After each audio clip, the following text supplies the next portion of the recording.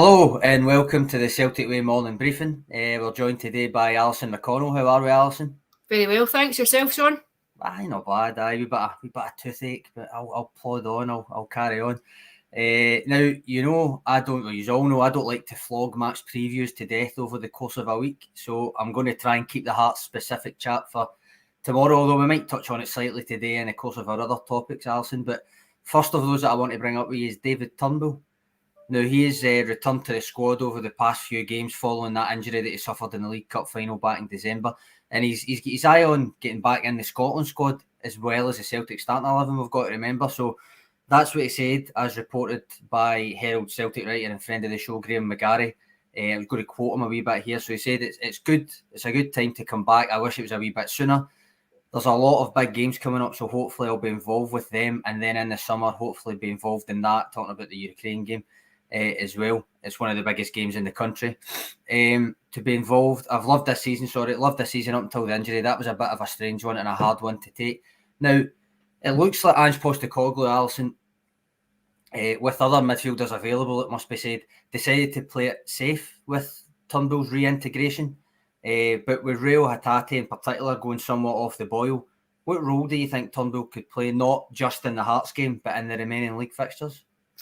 Yeah, I think you saw his influence in the opening half of the season. I think, he was a mainstay really in the team right up until he got injured in the League Cup final in December.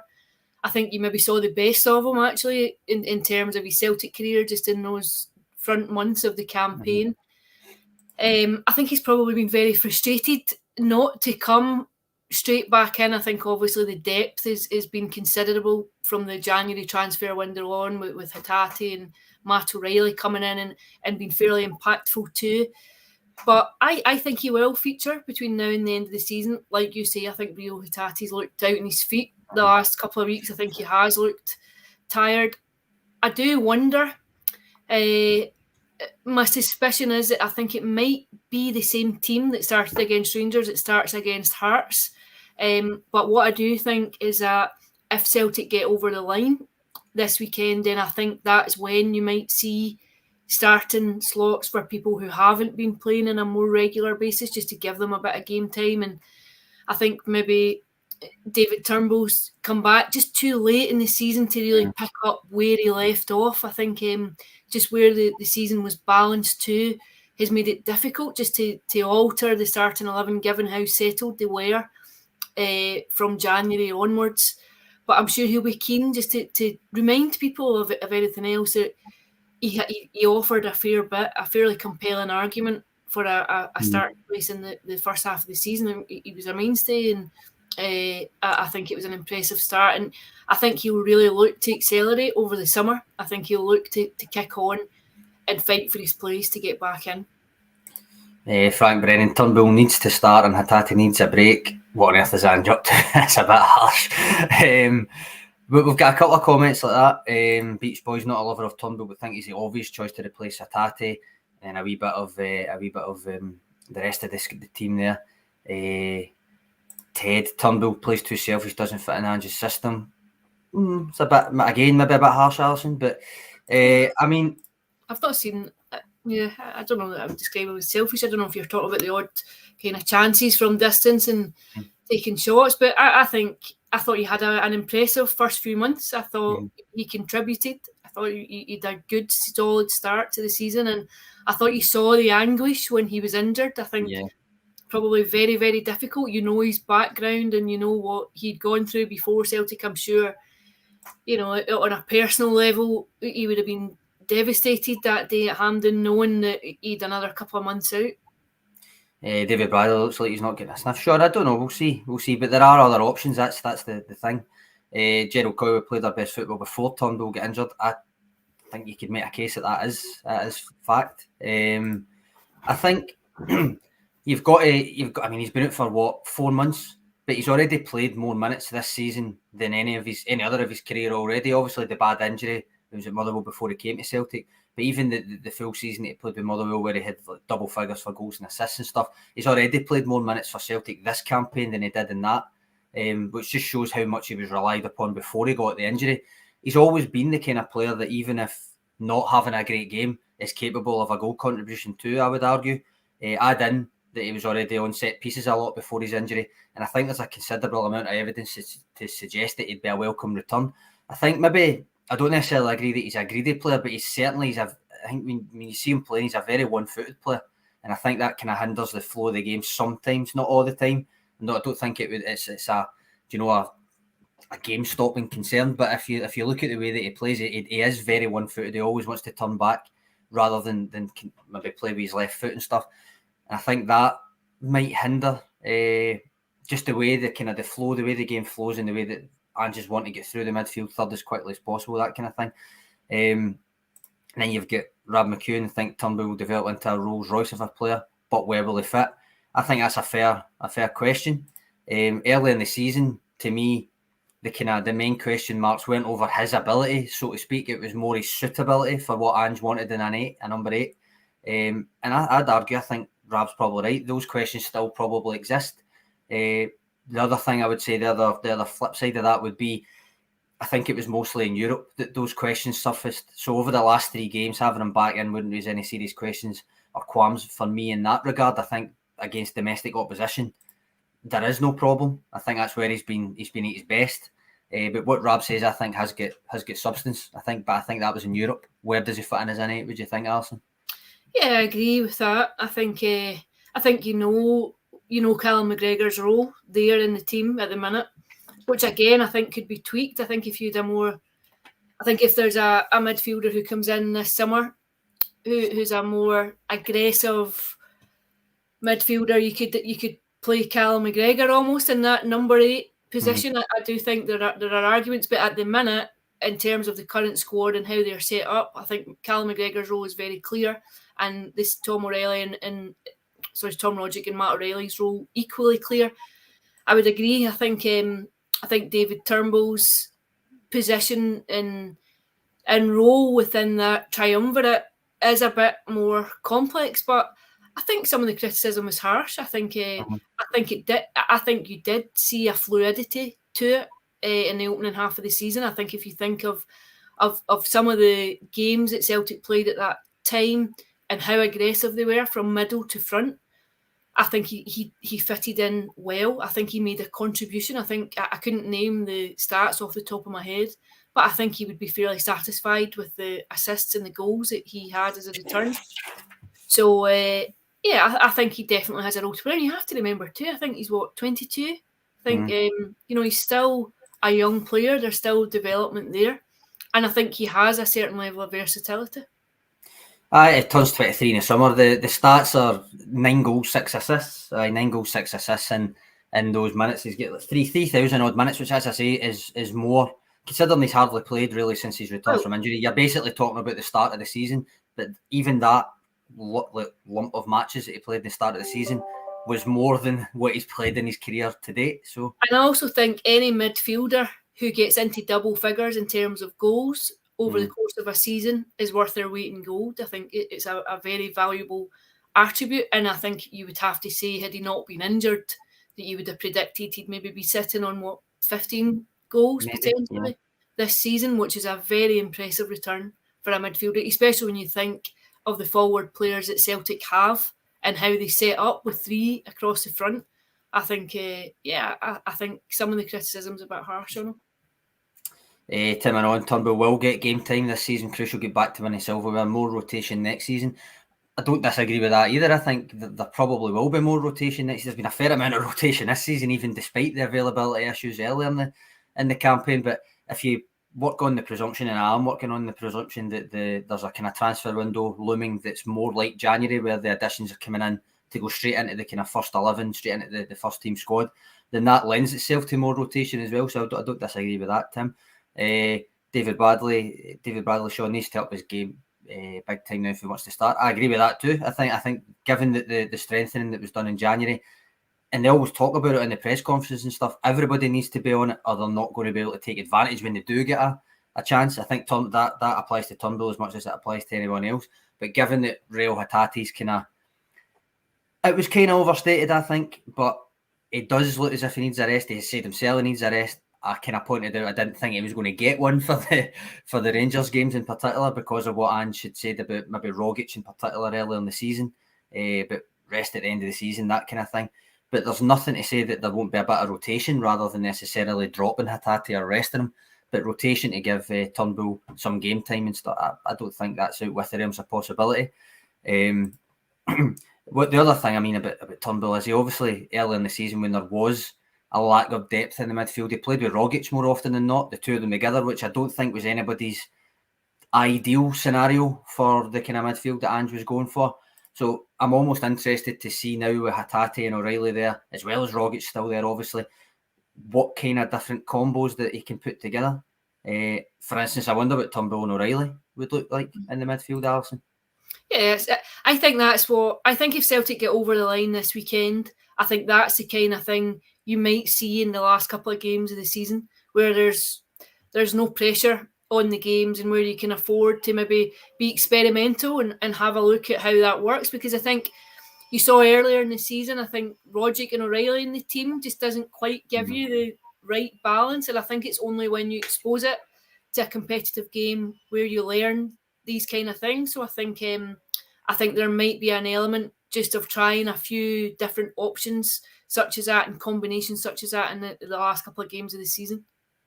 Rab McEwen there saying might sound harsh going forward. Could it be Turnbull and O'Reilly as the 10s, 8s and Big Tom Rogic could be moved on? I doubt that's going to happen this summer, but I think there is a discussion at some point to be had about Rogic long term, given the age he's at now and the intensity and different things. I don't think that's a harsh question at all, Rab. This summer, probably not. I think he's had too good a season. He's too known to Ange Postecoglou as well. He's been there too long. He's been playing too well this season for me for it to be this season. But certainly long term, I think there is a conversation about Rogic's suitability as he gets older, that kind of thing. Yeah, I think so. I think he's been a key player this season. I think at points there's still an element in games that are turgid where you would look to him as one of the focal points of being able to conjure something from nothing. I think he still carries that. I think he's faded a little bit in the last few weeks, but I think overall, I think he's had a fairly strong season. I think he had a good opening half to the campaign, and I think long term, who knows? But I think definitely next season, I wouldn't envisage any significant change in the role that he's got within the team. No, I agree. From talking about somebody going out to somebody potentially coming in, the Jota stuff has been given a new lease of life this week, isn't it, Alison? In terms of debate now. Earlier in the week, and you and Tony talked about it, that a lot of places jumped on a supposed report from Portugal that said he'd agreed to come to Celtic. But as you pointed out on Tuesday's show, it was a bit of a mistranslation. We think it was simply that Celtic had notified Benfica that they'd be exercising that option to buy. But since then, more reports have emerged from Portugal suggesting that Benfica have a 30% sell-on clause in the deal. So if Jota leaves Celtic, they'll get some more money for that. Is there any real surprise there, Alison? Surely that's just modern football, no? I think the only surprise would be the percentage. I think 30% does feel quite steep. I think it tends to be, I know there have been deals where there's been 20%. I know Celtic have had sell-on clauses where there's been 20%, and that seems to have been the ceiling. So 30% maybe you might find Celtic may balk at just how high it is. But to be honest with you, that's why I think sometimes contracts and deals take so long to get over the line, because of conversations such as this, because of trying to come to an agreement over things like this and sell-on clauses and whatnot. I think I would still say I think it very much comes down to the player. I think the player really has all the power in this situation. I don't think there was any real surprise that Celtic intimated that they would like to exercise their right to buy. And I'm not sure how much further it really takes the situation on, other than saying this is a player that we want. I would also be wary of agents smoking other clubs out, of just suggesting that if there has been tentative interest, that when you suggest that a deal might be done, it encourages others to come to the fore. That sounds a bit cynical, but I've been doing this for quite a while. So I think there are all different kind of facets, but what I would say is it very much comes down to Jota. Obviously, the clubs have agreed a fee, and then there are all the other aspects to build around that deal, such as the sell-on clause and whatnot. But I think the stumbling block, if this doesn't happen, is the player himself. I would agree. I think that's the important thing that's kind of getting lost a wee bit. But then that's why the kind of mistranslation picked up steam so quickly, because it was almost suggesting that it was Jota that had said, "Oh, I'm going to Celtic," that kind of thing. As far as we're aware, that's still not been the case, and you've been saying for months now it's going to be end of the season and it's up to Jota, and it's still going to be the case, isn't it, Alison? But I think Rob McCune comes in with a good point here, and this is the first thing that popped into my head as well, because it's not been clarified. The 30% that's been reported, it was kind of unclear as to whether it was a percentage of the profit that Celtic make if they sell him on again, or whether it was the wholesale. Now, obviously, the wholesale would be a bigger amount, a larger amount. So we'll see with that, I suppose, if that gets clarified later on. But to me, as I say, I think it's just simply a feature of modern football. If I remember correctly, PSG had a similar clause in the Odsonne Edouard deal as well. It's one of those things, whether it's a loan to buy or a straight out purchase. Clubs these days they're almost being found wanting if they're not putting that kind of clause into a deal. Maybe 30% is quite a large amount, but regardless, I think from Benfica's point of view, which is also not what we're on to talk about, but from Benfica's point of view, it just makes sense. Celtic, you kind of referenced it, have been the beneficiaries of it too. Now, Ryan Christie's windfall, the Ryan Christie windfall the other night might not have been a sell-on clause, so to speak, but it's still a clause based on a future development. So I think it only makes good sense. Kieran Tierney would be a very obvious example just now. Do we know how much that sell-on clause would be, or is it still a wee bit one of those things that's murky until it actually happens? I think it's still a bit grey at the minute. I think we would need clarification on the exact figure, but again, it would just be an example of modern transfer business. If you sell on a young player, that you protect yourself against or almost ensure that you're getting a bit of the pie if they go on and develop in the way that you think they're going to. Steve J. Allison being more cynical than the agents. I'm not sure they're as clever as that. I wouldn't underestimate the agents, to be honest. But I think for me, the only thing I'd say is, does it make you think twice about paying $6.5 million for Jota, in the sense of resale value? Like how much Celtic would actually get further down the line if they sell him on. That's the thing, I suppose, Alison. Still worth it regardless, though, I'd argue. Well, I suppose it depends on how well he does, really. I think it does compromise it in a sense, but also you have to consider what you get when he's here, what he helps you to get to in terms of finances and winning games and competing at certain levels. I still think they wouldn't make the kind of profit that they have in the past through a similar kind of transfer strategy of bringing young players in and selling them on. But I think if he develops in the way that you think he's going to and does attract interest, there would still be a profit at the end of it. While you're also getting a fairly good player, a player that you know now what you're getting. You're not gambling on bringing someone in new. He's established in that team. He has a role in the team, and you know what you've got. So there's much to think about on it. I would just go back to my original point, though. I think it comes down to the player himself and whether this is what he wants, or whether he just chooses to take his time and see what develops, whether he wants to speak to Benfica and say, am I coming back to go into the team? Have I done enough to start? His family are there. Does he want a chance to go and prove himself at his home club? I think these are questions that you don't know the answer to. I think whenever we've asked him in press conferences, he's been very vague. He's batted it away and just said he would think of it at the end of the season. There's not really been a hint either way. The only thing I would say is I thought there was something quite telling after the Ross County game when Ange Postecoglou was asked about his future, and he said what it comes down to is both parties wanting the same thing. You need both parties to want the same thing, and that stood out for me. As you just said there, I would completely concur with what Chris has just said there. That was as he was speaking those words, that's exactly what you're thinking to yourself. So I think you just have to wait and see how it develops. I think we will. That's exactly what we'll do. We'll wait and see how it develops. So, given what Jota himself has said, what Ange has said, as Chris just put up there and you alluded to, you'd probably expect it to be the end of the season regardless before an update is forthcoming, really, Definitely. I really would, definitely. And I think you'll find this weekend, if there's questions about it, I wouldn't expect any great revelations to come out of it. So the last topic I wanted to ask you about, Alison, was Joe Hart, who was trending. You might have noticed across social media yesterday, weirdly, because of a suggestion that he wasn't particularly liked up here. I think certainly before his arrival, the perception of Joe Hart was probably one largely of indifference. But since he's come to Scotland, I'd say he's been treated with pretty much universal respect. No, what have you made of his season and the impact he's made? Well, the first thing I'd say is I think he's had an excellent season. I think he's had a huge role to play at Celtic. I think his leadership qualities have been important, but also I think his ability. I think you're still seeing a goalkeeper. I think he actually looks revitalised. I think you've seen a natural ability, and he's still, in goalkeeping terms, I would say still young in terms of what he has to offer. I think he's made a tremendous difference to Celtic's backline.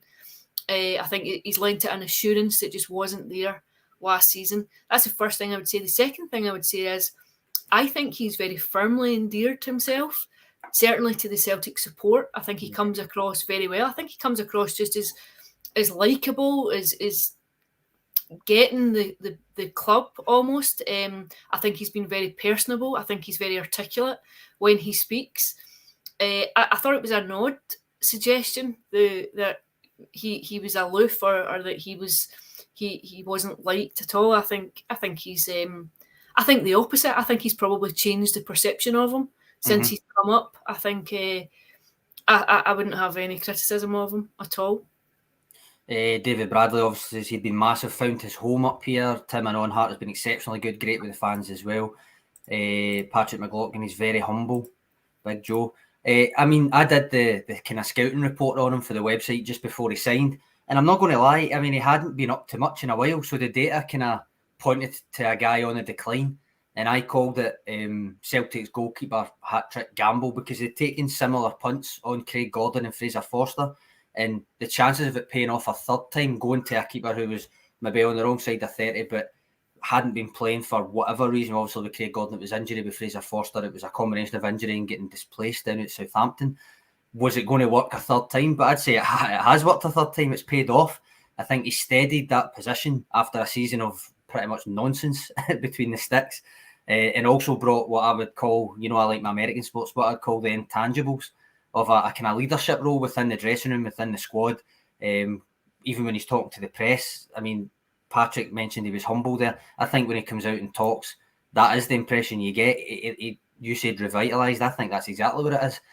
The way that he talks is having those couple of more than a couple of seasons where he wasn't playing much. He was back up. He was playing maybe Europa League games, but not in the league for Tottenham and different things. Obviously, being left out of the England squad after being number one for 6-7 years. All of that seemed to take a toll on him, and now he seems to have the attitude. He's very, very happy and lucky to be at a club the size of Celtic, playing the games he's playing for Celtic, with a leadership role within a team like that as well. That comes across in pretty much every interview he does, I think. It's just, I think it was a gamble. I don't think there's any point in kidding on that it wasn't a gamble in that sense, but he's come in and it's paid off to me. Now, can you get better? You probably can, to be honest. He's not absolutely woeful with his feet like maybe the perception was due to Pep Guardiola's dismissal of him back at Man City.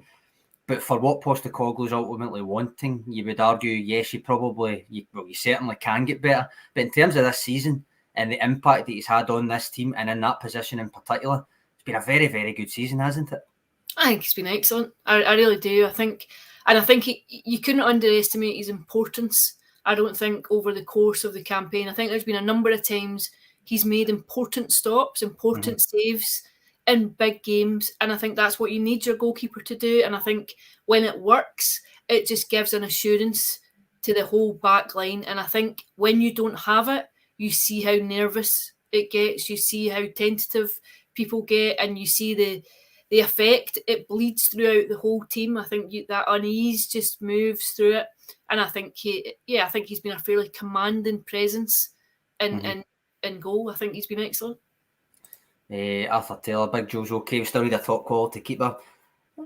Again, I think there's an argument to be made. There is certainly long term. A younger keeper may be better with the ball at his feet. As I say, I'm not saying he's absolutely woeful the way that people, maybe the perception was because Guardiola dismissed him out of hand. But we kind of says, run about when we were doing, I'd done the scouting report when he joined, being not up to Guardiola's standards with the ball at your feet isn't necessarily saying that you're woeful with the ball at your feet. It's two different things. Yeah. I also think as well, it was I think Pep Guardiola made an immediate judgment and there was no way back after that. I think you would have to applaud him actually just for bouncing back after all the setbacks that you listed, to come back again and find your confidence again. It's not an easy thing to do. No, it does, aye. John Curry, Joe Hart has been vital to a successful season. Hope he hands out some of his crazy moments, though. That sounds like the message I get from my mum on a match day. I think it's fair enough. I was surprised at the perception, maybe what say down south. I take it that's where the podcast was based, but that it wasn't liked. I found that odd, found it bizarre because I think he's been one of the more popular players this season. But I think plenty of comments there, guys. Much appreciated, every one of them.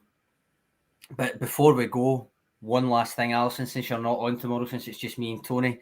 Probably thought you were getting away with it, but I'm going to put you on the spot once again for a score prediction for Saturday. 2-0 to Celtic. You always go 2-0. It's always 2-0. Right, okay. Well, I'll keep my own prediction in the holster for now. I'll do that with Tony tomorrow when we go a wee bit more into the Hearts game specifically. But for now, you can see along the bottom there that it's currently £3 for 3 months if you subscribe to the website. So I'll put the link in the comments for you now. Bye for now. That's all we've got for you today. So cheers, Alison, and cheers for the comments, guys. We'll see you all tomorrow.